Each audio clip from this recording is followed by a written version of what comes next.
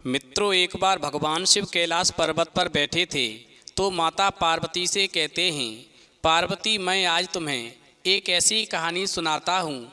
यदि तुमने इस कहानी को पूरा और मन से सुना तो तुम्हें इस कहानी से दो ज्ञान की बातें प्राप्त होंगी। वहीं माता पार्वती कहती हैं, प्रभु, पहले मुझे ये बताओ, मुझे ज्ञान की दो बातें कौन सी प्राप्त होंगी। तो भगवान शिव कहते हैं, पार्वती, पहली ज्ञान की बात प्राप्त होगी कि शादी के बाद कौन सी तीन चीजें पहनने वाली स्त्री समय से पहले विधवा हो जाती है। दूसरी बात, जो भाग्य में लिखा होता है उसे कोई मिटा नहीं सकता। वहीं माता पार्वती कहती हैं, प्रभु, यदि मुझे ये दो ज्ञान की बातें प्राप्त होंगी तो आप जल्दी से कहानी शुरू करें, मैं कहानी को पूरा और मन से सुनूंगी। तो मित्रों, कहानी शुरू करने से पहले मेरा आप सभी से अनुरोध है कि आप हमारी कहानी में खो जाएं। उससे पहले हमारे चैनल को सब्सक्राइब करके बेल आइकन अवश्य दबा लें, जिससे हमारी हर वीडियो का नोटिफिकेशन सबसे पहले आप तक पहुंच सके और आप हमारी हर वीडियो से प्राप्त ज्ञान का अपने जीवन में लाभ उठा सकें। तो आइए कहानी शुरू करते हैं। भगवान शिव कहते हैं, पार्वती, एक नगर में एक कुम्हार अपनी पत्नी के साथ रहता था। उसकी एक 2 साल की बच्ची थी। वहीं एक दिन कुम्हार ने अपनी पत्नी से कहा कि आज हम लोग चाक बनाने के लिए जंगल में मिट्टी लेने जाएंगे। वहीं कुम्हार की पत्नी कहने लगी, यदि आप कहते हैं तो मिट्टी लेने अवश्य चलेंगे। वहीं कुम्हार ने अपने हाथ में फावड़ा ले लिया और जंगल की ओर चला। उसी समय कुम्हार की पत्नी ने अपनी बच्ची को गोद में लिया और टोकरी हाथ में पकड़ी और अपने पति कुम्हार के पीछे जंगल में चलने लगी। वहीं जंगल में दूर पहुंचने के बाद में कुम्हार ने अच्छी सी जमीन देख करके फावड़े से जमीन को खोदा और उसमें से बहुत सारी मिट्टी निकाली। वहीं उस मिट्टी को कुम्हार की पत्नी ने टोकरी में भरा और सिर पर रख लिया और फिर सिर पर टोकरी रखी तो वो नीचे झुक कर के बच्ची को गोद में उठा नहीं सकी। वहीं उसने कुम्हार से कहा, हमारी बात सुनो, आप बच्ची को हमारी गोद में उठाकर रखो। भगवान शिव कहते हैं, पार्वती, फिर इतनी सी बात पर एकदम कुम्हार भड़क गया और कहने लगा, या तो घर पर इस बच्ची को लेकर आओ या फिर इस मिट्टी को लेकर आओ, तुम दोनों में से एक को ही घर पे आना है। वहीं इस प्रकार कुम्हार जो था तिरमिला करके अपनी पत्नी और बच्ची को उसी जंगल में छोड़ करके वापस घर आ गया। फिर इसके बाद में कुम्हार की पत्नी ने सोचा, यदि वो मिट्टी की टोकरी घर लेकर नहीं गई तो कुम्हार उसे पीटेगा। अब मैं क्या करूं? यदि मैं मिट्टी लेकर जाती हूं तो अपनी बच्ची को गोद में कैसे उठाऊं, और यदि बच्ची को गोद में उठाती हूं तो ये मिट्टी कैसे लेकर जाऊं। भगवान शिव कहते हैं, पार्वती, वहीं कुम्हार के डर की वजह से उस कुम्हार की पत्नी ने अपनी बच्ची को उसी जंगल में छोड़ दिया और मिट्टी की टोकरी सिर पर रखी और घर को चली आई। वहीं उसके पीछे अकेले उस जंगल में वो बच्ची घबरा गई और ऊआ ऊआ करके रोने लगी। लेकिन उसका रोना सुनने के लिए उस जंगल में कौन था? वो रोती चली गई। शाम हो गई। बच्ची डर से अब ज़्यादा ऊंचे स्वर में रोने लगी तो उस ओर से भगवान की कपिला गायें जा रही थीं। वहीं जब कुमार की बच्ची का रोना गायों के कानों में पड़ा तो विचार करने लगी कि इस घने जंगल में बच्चे के रोने की आवाज़ है, आखिरकार ये आवाज़ कहाँ से आ रही है। और फिर वो गायें जो थीं आवाज़ का सुराग लेकर के ढूंढते ढूंढते उस बच्ची तक पहुँच गईं। वहीं गाय जब पास में पहुँच गईं तो क्या देखती हैं कि एक छोटी सी बच्ची अकेले ज़मीन पर बैठ कर के ज़ोर ज़ोर से रो रही है।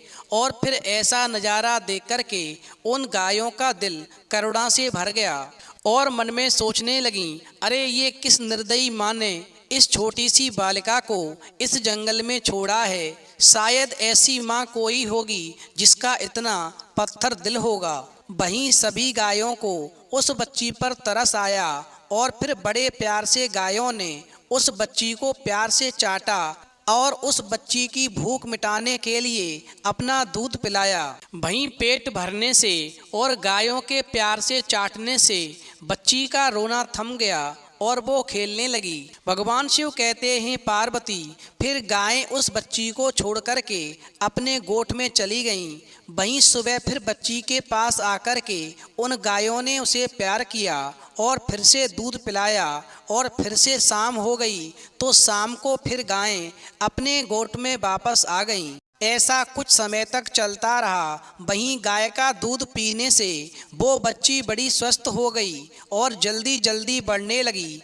अब वो उन गायों को ही अपनी माएँ समझने लगी। वहीं गायों का रवाना सुनते ही वो कुम्हार की बेटी गायों की ओर दौड़कर चली जाती और उनसे जाकर चिपक जाती थी। वहीं कुछ समय के बाद में जब कुम्हार की बेटी और बड़ी हो गई तो फिर गायों के पीछे जंगल में घूमने लगी।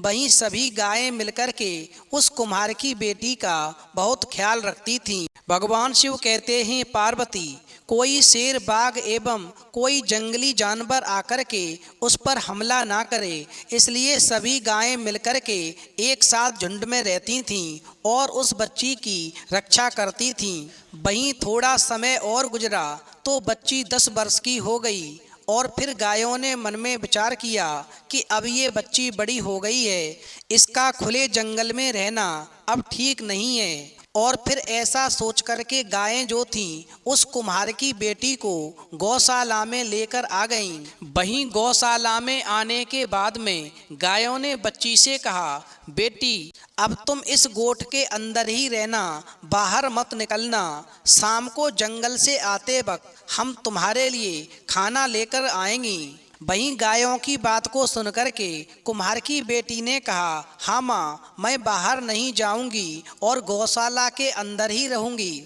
फिर तो गायों की बात को सुनकर के कुम्हार की बेटी दिन भर गौशाला के अंदर ही रहती थी और शाम को जब गायें वापस आती थीं तो उस कुम्हार की बच्ची के लिए अच्छे से फल लाती थीं, जिन फलों को खा कर के वो कुम्हार की बेटी बहुत ही खुश हो जाती थी। वहीं समय ठीक से गुजरने लगा। फिर एक दिन क्या हुआ कि अंदर बैठे बैठे बच्ची का दम घुटने लगा। उसने सोचा कि कुछ समय के लिए क्यों न मैं बाहर खुली हवा में जाऊं, जिससे मेरा मन थोड़ा अच्छा हो जाएगा। वहीं ऐसा सोच कर के कुम्हार की बेटी जो थी उस गौशाला के बाहर खड़ी हो गई और उसी वक्त आगे से एक राक्षस आ रहा था, जिसकी नज़र उस कुम्हार की बेटी की तरफ पड़ी तो उस राक्षस के मुंह में पानी आ गया और सोचने लगा कि ये बच्ची एकदम कोमल ककड़ी की तरह है, इसका गोश्त खाऊंगा तो दिल खुश हो जाएगा। कितने दिनों से मैंने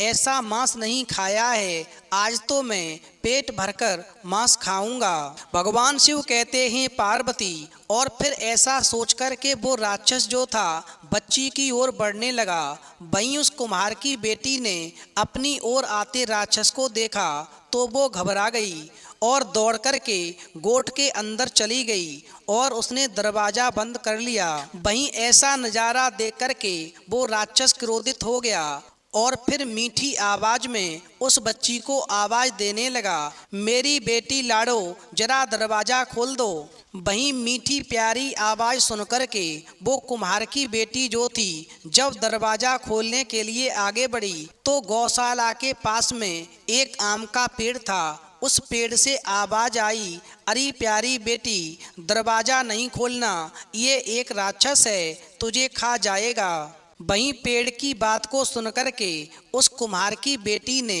दरवाजा नहीं खोला और फिर पेड़ के ऐसा कहने से राक्षस को गुस्सा आ गया और वो दौड़ कर के उस पेड़ के पास गया और पेड़ पर जोर से एक लात लगाई, जिससे आम का पेड़ टूट कर के नीचे गिर पड़ा। उसकी टहनियाँ इधर उधर बिखर गईं। भगवान शिव कहते हैं पार्वती फिर वो राक्षस आम के पेड़ को तोड़ करके वापस गौशाला के दरवाजे के पास गया और पुनः उस बच्ची को आवाज देने लगा, मेरी प्यारी लाडो, जरा दरवाजा खोल दो। वहीं जैसे ही वो कुम्हार की बेटी फिर से दरवाजा खोलने के लिए आगे बढ़ी तो पास में ही एक नारियल का पेड़ था। उस पेड़ ने कहा, नहीं बेटी, दरवाजा मत खोलना, ये राक्षस है, तुम्हें खा जाएगा। और फिर नारियल के पेड़ की आवाज़ को सुनकर के बच्ची ने दरवाज़ा नहीं खोला तो राक्षस गुस्से में आग बबूला हो गया और दौड़कर उसने उस नारियल के पेड़ पर 2-4 लातें मार दी, जिससे वो नारियल का पेड़ जो था जमीन पर गिर पड़ा। वहीं फिर तीसरी बार वो राक्षस दरवाजे के पास गया और फिर कहने लगा, मेरी प्यारी लाडो, जरा दरवाज़ा खोल दो। वहीं राक्षस ने जब तीसरी बार आवाज़ लगाई कि बेटी दरवाज़ा खोल दो, तो गौशाला के पास में ही एक इमली का पेड़ खड़ा हुआ था। उसमें से आवाज़ आने लगी, बेटी दरवाज़ा मत खोलना, ये राक्षस है, तुझे खा जाएगा। वहीं इमली के पेड़ की बात को सुनकर के वो राक्षस जल भुनकर राख हो गया और इमली के पेड़ पर लात मारने लगा। लात मारते मारते उसे इस बात का ख्याल आ गया कि अंधेरा छाने लगा है और शाम होने आ गई है। अब गायें जो हैं गौशाला में वापस आ रही होंगी, गायों के वापस आने का वक्त हो गया है, इसलिए मुझे बहुत जल्दी यहाँ से निकल जाना चाहिए। यदि गायों ने मुझे यहाँ देख लिया तो मैं मुसीबत में पड़ सकता हूँ, इसलिए अक्लमंदी इसी में है कि मैं यहाँ से जल्दी से भाग जाऊँ। भगवान शिव कहते हैं, पार्वती, वहीं राक्षस ऐसा सोच कर के और उसने विचार किया कि अब मैं इस लड़की को दूसरे दिन खाऊंगा, और ऐसा सोच कर के वो राक्षस वहाँ से भाग जाता है।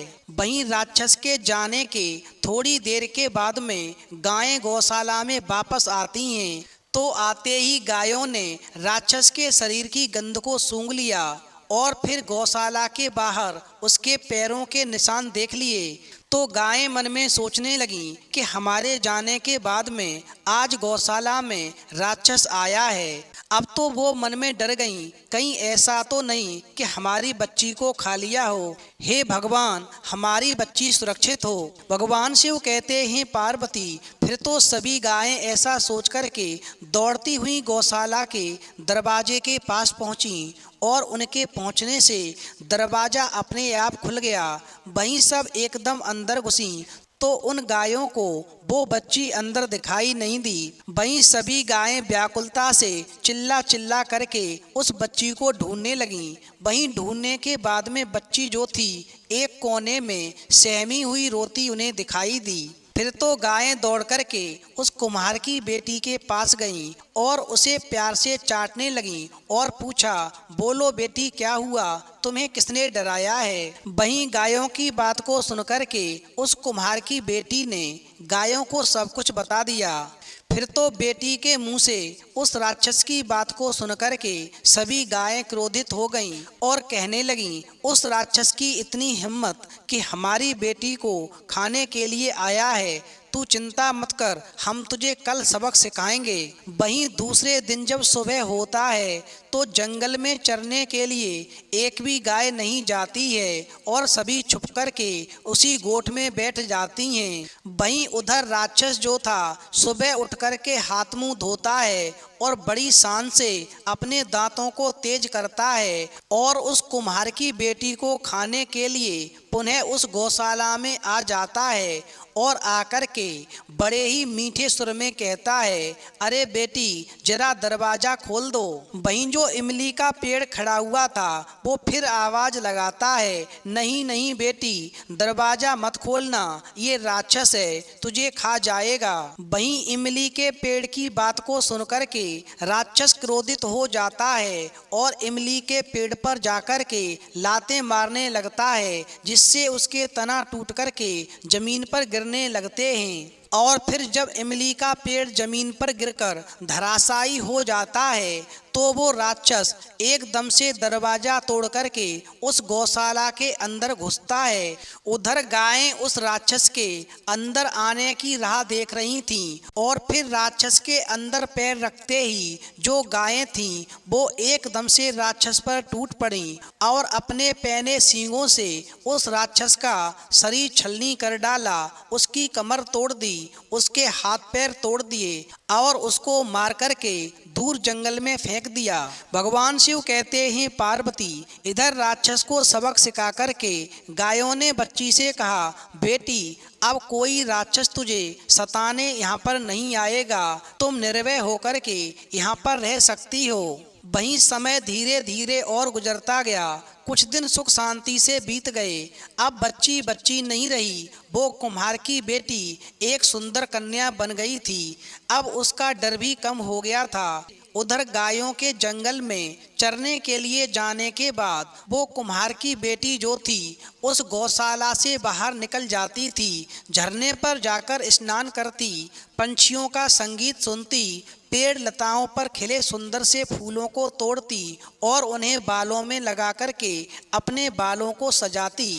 भगवान शिव कहते हैं पार्वती, वहीं हमेशा की तरह कुम्हार की बेटी एक दिन झरने पर स्नान करके फूल तोड़ रही थी तो उस तरफ से उस राज्य का राजकुमार जो शिकार खेलने के लिए निकला था, एक हिरन का पीछा करता हुआ उस कुम्हार की बेटी के पास पहुंच गया और उसने जब कुम्हार की बेटी को देखा तो उस पर मोहित हो गया और फिर उस राजकुमार ने उस कुम्हार की बेटी से बात करने का प्रयत्न किया तो कन्या दौड़ करके पुनः गौशाला में घुस गई और दरवाजा बंद कर लिया।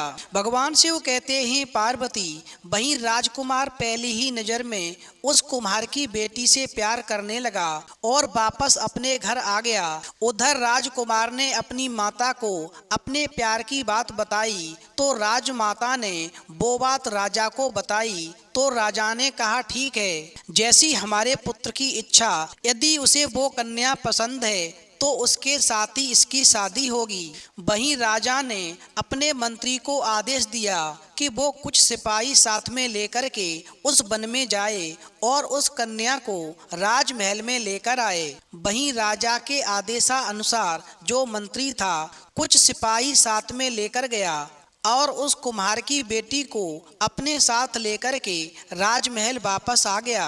वहीं कन्या की सुंदरता देखकर के राजा और रानी दोनों ही बहुत खुश हुए और अपने पुत्र की पसंद की उन्होंने बड़ी प्रशंसा की। वहीं रानी ने तुरंत ही दासियों से कहकर कन्या को सुगंधित तेल और उबटन लगाकर नहलाया, उसे पहनने को अच्छे कपड़े दिए, उसे अलंकार पहनाए, उसके बालों में गजरा लगाए और फिर इतना श्रृंगार होने के बाद में वो कुम्हार की बेटी जो थी पहले से कहीं ज्यादा सुंदर दिखने लगी, मानो कोई स्वर्ग की अप्सरा हो।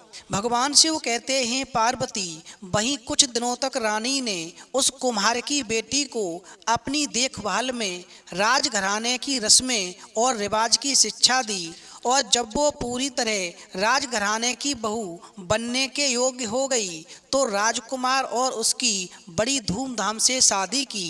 वहीं कुम्हार की लड़की जब राजा की बहू बन गई तो उसके पास में अब सारा सुख चैन था। पहनने के लिए अच्छे वस्त्र थे, हीरे जवाहरात थे, नौकर चाकर थे, प्यार करने वाला पति और सास ससुर थे, लेकिन वो फिर भी खुश नहीं थी क्योंकि उसे अपनी गौ माताओं की बहुत याद आती थी। इसलिए सारा सुख होते हुए भी वो कुम्हार की बेटी बहुत दुखी थी। वहीं एक दिन राजकुमार ने देखा कि मेरी रानी बहुत दुखी रहती है, आखिर बहुत उदास क्यों रहती है, इसका कारण क्या है? तो राजकुमार कहने लगता है, तुम्हें क्या दुख है, तुम इतनी गुमसुम क्यों बैठती हो, आखिरकार मुझे अपने मन की बात बताओ। फिर राजकुमार की बात को सुनकर के वो कुम्हार की बेटी कहती है, प्रीतम मुझे मेरी माताओं के पास लेकर चलो। तो राजकुमार कहता है कि तुम्हारी माता कौन है? तो वो कुम्हार की बेटी कहती है, प्रीतम जो मेरी माताएं हैं वो गौ माताएं हैं, यानी जंगल की गायें हैं। फिर तो ऐसी बात सुनकर के राजकुमार चकित हो गया और कहने लगा, मैं तुम्हारी बात समझा नहीं। फिर तो कुम्हार की बेटी ने अपनी सारी कहानी जब राजकुमार को सुनाई तो राजकुमार अचंभित रह गया और उसने कहा, ठीक है, मैं तुम्हें तुम्हारी माताओं के पास लेकर चलता हूँ, मगर तुम खुश हो जाओ। वहीं दूसरे दिन ही राजकुमार उस कुम्हार की बेटी को यानी अपनी पत्नी को उस जंगल में लेकर गया। तो कन्या को देख कर के सभी गायें दौड़कर उसके पास आ गईं। वहीं कन्या भी दौड़ कर के उन गायों के गले चिपक गई। गायों ने उसे ममता से चाटा, कन्या ने भी उसे प्यार से सहलाया और जिस कपिला गाय ने उसे अपना दूध पिलाया था उससे तो कुम्हार की बेटी बहुत देर तक चिपक कर के रोती रही। वहीं जाने से पहले गायों ने उस कुम्हार की बेटी से कहा, बेटी हमारा आशीर्वाद तुम्हारे साथ है, तुम अपने जीवन में अपने पति के साथ खुश रहो, मगर एक बात याद रखना जो हर सुहागन स्त्री के लिए जरूरी है, कभी भी सुहागन स्त्री को 3 चीज़ें नहीं पहननी चाहिए। यदि कोई स्त्री ऐसा करती है तो समय से पहले विधवा हो जाती है। नंबर 1, कभी भी सुहागन स्त्री को सफ़ेद रंग की साड़ी नहीं पहननी चाहिए। यदि कोई भी स्त्री सफ़ेद रंग की साड़ी पहनती है तो वो समय से पहले विधवा हो जाती है। नंबर 2, कभी भी सुहागन स्त्री को अपने पैरों में सोने के बिछिया नहीं पहनने चाहिए, क्योंकि सोने को कभी भी पैरों में धारण नहीं किया जाता है। यदि कोई सुहागन स्त्री अपने पैरों में सोने के बिछिया धारण करती है तो कुबेर देवता नाराज हो जाते हैं और उसका जीवन दरिद्रता से भर जाता है, साथ ही पति की उम्र कम हो जाती है। नंबर 3, कभी भी सुहागन स्त्री को काले रंग के कपड़े पहन करके किसी भी पूजा पाठ में शामिल नहीं होना चाहिए और ना कभी काले रंग की चूड़ी पहनना चाहिए। काले रंग की चूड़ी पहनना भी बहुत ही अशुभ होता है। चूड़ियाँ एक सुहागन स्त्री के श्रृंगार का हिस्सा हैं। ऐसे में काले रंग की चूड़ी जो भी सुहागन स्त्री धारण करती है उसके पति की उम्र कम हो जाती है और उसकी संतान को भी परेशानी होती है और ऐसी स्त्री समय से पहले ही विधवा हो जाती है।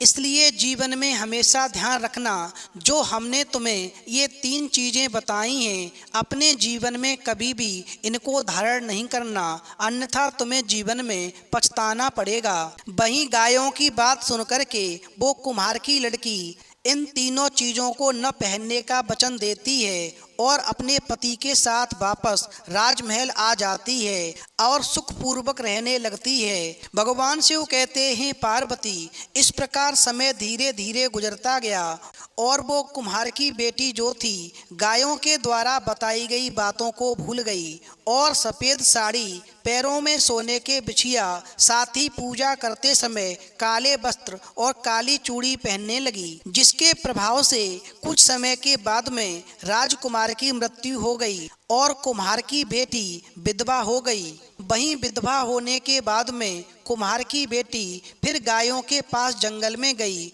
और अपने विधवा होने की बात बताई तो गायों ने कहा, बेटी, हमने तुमसे जिन 3 चीज़ों को पहनने के लिए मना किया था ये सब उसी का प्रभाव है।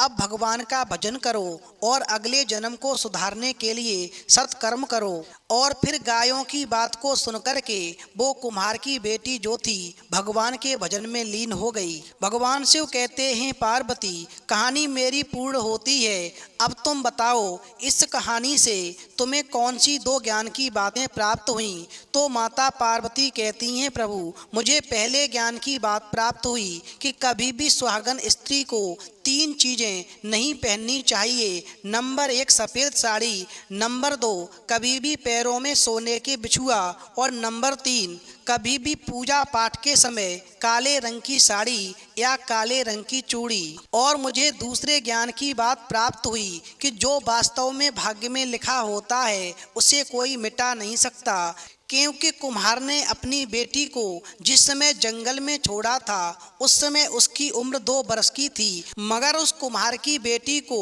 जंगल में गायों ने पाला और एक दिन उसकी शादी एक राजकुमार से हुई और उसके जीवन में सुख की कोई कमी नहीं रही। इसलिए आज मैं पूरी तरह से समझ गई कि जो भाग्य में लिखा होता है वो मिट नहीं सकता, वो अवश्य मिलता है। उस कुम्हार की बेटी के भाग्य में राजकुमार का सुख बंधा था, उसे राजकुमार का सुख मिला और फिर विधवा होना बंधा था, तो अंत में वो विधवा भी हुई। तो मित्रों, यदि आपको कहानी पसंद आई हो तो प्लीज आप हमारे चैनल को सब्सक्राइब करें और भगवान शिव और पार्वती के लिए एक लाइक करना न भूलें।